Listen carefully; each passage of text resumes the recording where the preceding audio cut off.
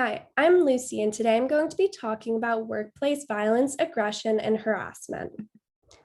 First, I want to define and distinguish the difference between violence and aggression. Violence is an actual physical assault or threat of an assault, whereas aggression can be defined as behavior by an individual within or outside an organization that is intended to physically or psychologically harm a worker. Workplace harassment is engaging in annoying or embarrassing conduct against a worker in a workplace, conduct that is known to be unwelcomed. Within harassment, there's also sexual harassment, which is defined as intentional, persistent, and unwelcome sexual conduct or remarks despite resistance from the victim. Sexual harassment comes in many different forms, such as gender harassment, unwanted sexual attention, and sexual coercion. Data collected in Canada recorded 56% of working women who responded to a large survey on sexual harassment indicated that they had experienced sexually harassing behavior in the year prior. Despite this, it was not until 1989 that the Supreme Court of Canada concluded that sexual harassment is a form of sex discrimination and is therefore prohibited in employment. So why is it important to have a safe work environment? Despite the obvious answer of no caring employer should want their employees to feel unsafe, having a safe work environment is crucial to both employee and company success. When employees feel safe, they are more likely to have a positive well-being at work, which will result in an increased job satisfaction, ultimately resulting in increased job performance. In 2013, a man named Eric Donovan from PEI sadly died from a heart attack. Those who knew Donovan recounted he was experiencing workplace harassment. However, Donovan's employer denied any wrongdoing. After 3 years of legal proceedings, the Provincial Workers' Compensation Board determined Donovan's death was linked to workplace harassment. Since Donovan's passing, his case has been discussed as the man who was bullied to death.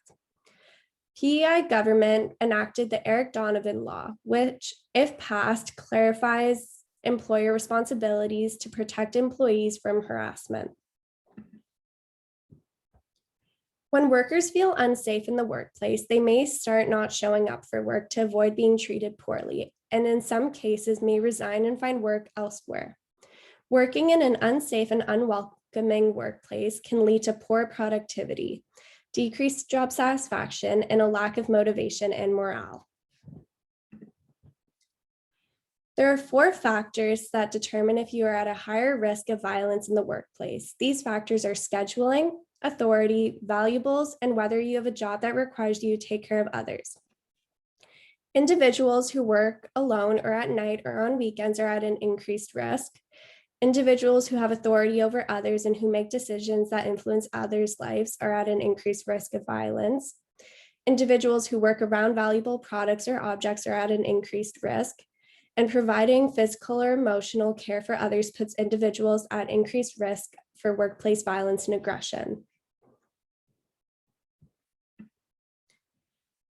Now that we have learned about the risks of workplace violence and harassment, it is important to discuss the measures that can be taken to prevent workplace violence and harassment. A written policy informs employees about what behaviors management considers unacceptable in the workplace, what to do when incidents covered by the policy occur, contacts for reporting any incidents, and the procedure that will be followed when an incident is reported. Worker health and safety committees represent workers on health and safety issues, and they investigate complaints and look into anything that might be a health and safety risk to workers. Team building exercises can bring employees together and help them form positive relationships, which can reduce violence in the workplace.